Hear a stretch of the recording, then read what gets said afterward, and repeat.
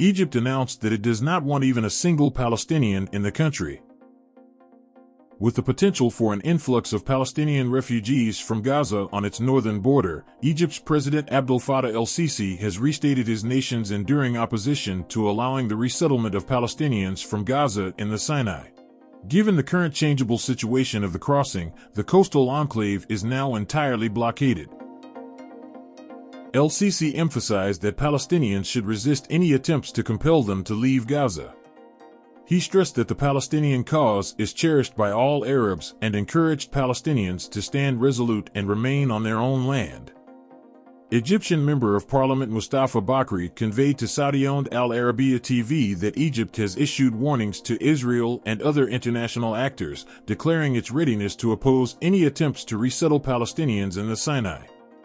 He claimed that a long-standing plan has existed for decades to relocate Palestinians to the Sinai and utilize Egyptian territory as part of a Palestinian homeland.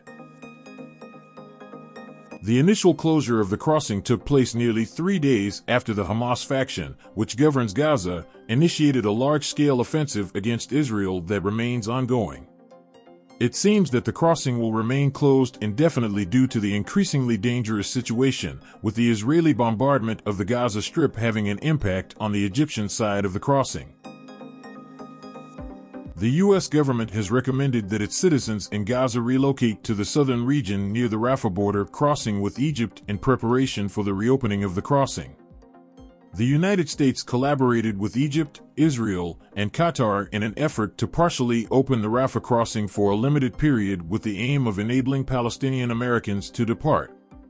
A senior State Department official conveyed this information to reporters accompanying U.S. Secretary of State Antony Blinken.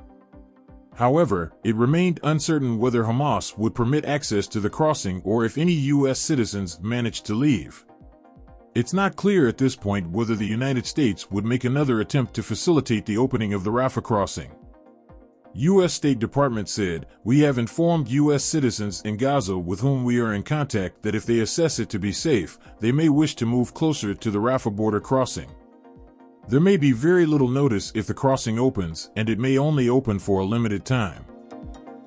President Joe Biden emphasized the pressing requirement to provide humanitarian assistance to Palestinian civilians during conversations with Israeli Prime Minister Benjamin Netanyahu and Palestinian Authority President Mahmoud Abbas.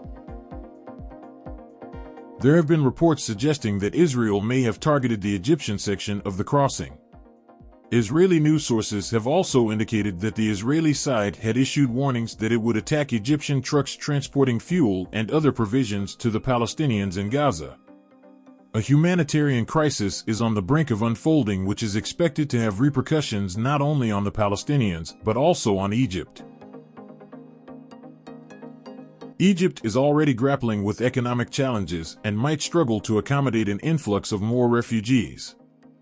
Since 2007, both Egypt and Israel have enforced a stringent blockade on Gaza, a measure put in place after Hamas took control of the territory in the wake of conflicts with the rival Fatah faction governing the occupied West Bank. It took almost a decade for a shift in Egypt's stance toward Hamas. The change occurred when Hamas disassociated itself from the Muslim Brotherhood, a group that had been banned in Egypt since 2014. This move led to a milder approach by the Egyptian government toward the Palestinian faction.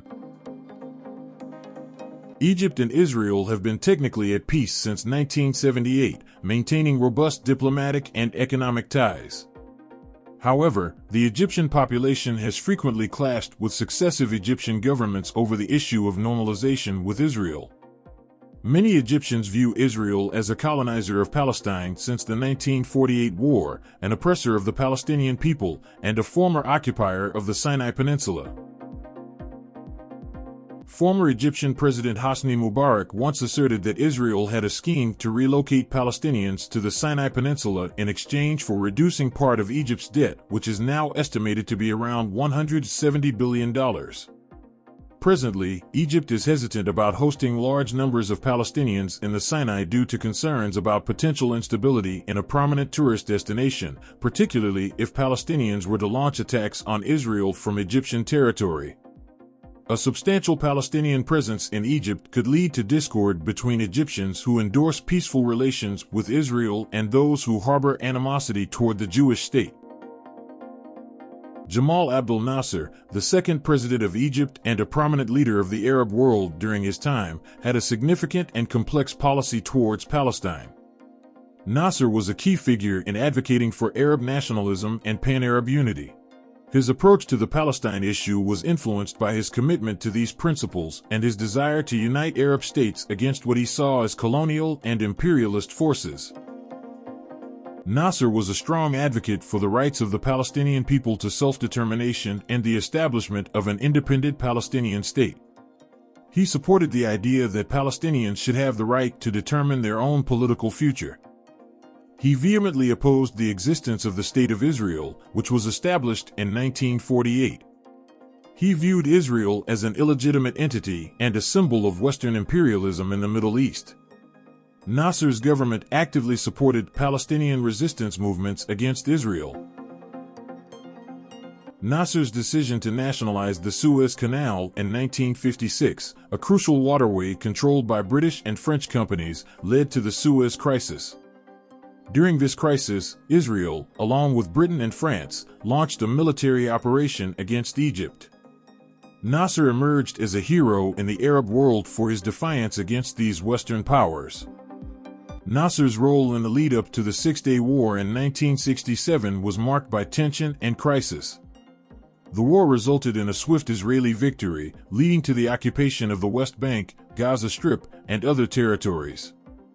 Nasser's reputation as an Arab leader suffered a blow due to the defeat. However, he continued to support Palestinian resistance movements and sought a unified Arab response to the conflict.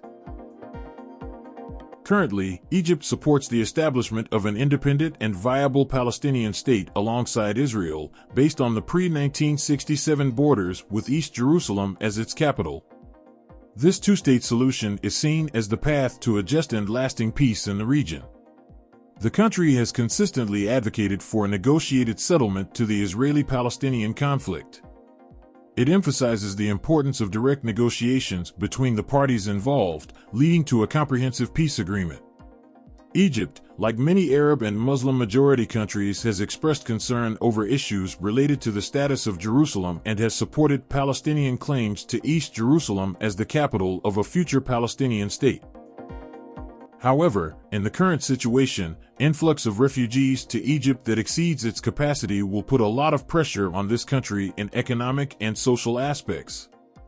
Therefore, the Egyptian administration will continue to call for Palestinians to remain in their own region.